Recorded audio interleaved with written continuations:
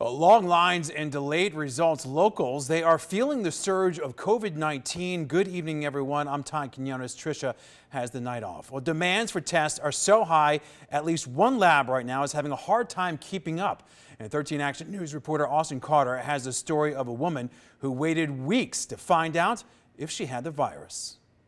Yeah, well, that woman tells me that the actual test wasn't the problem. She says the process was very smooth here at this Care Now facility. She says the problem was waiting to get the results back from that test.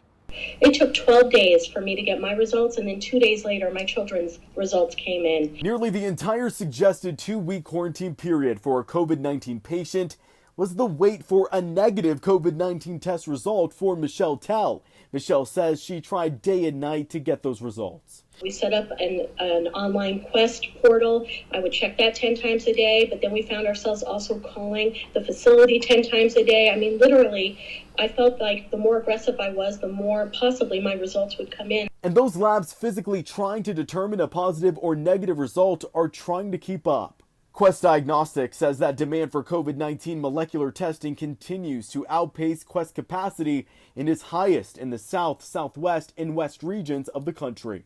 They go on to say, however, the inflow of specimens to our labs has stabilized at a high level compared to last week due to our efforts to modulate orders for lower risk patients.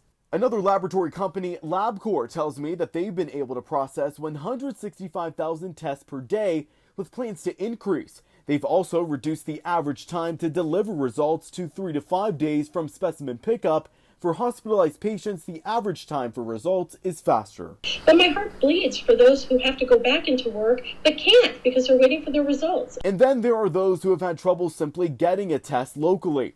Amy Honey, feeling coronavirus symptoms, venting about her frustrations on TikTok, not being able to get a drive-through test done quickly. So I'm expected to stand in line sick as hell. This is at the Nevada State Health Department, no social distancing. Clark County officials announcing today that since May 5th, a total of 115,261 COVID-19 tests have been taken at various testing sites in the valley.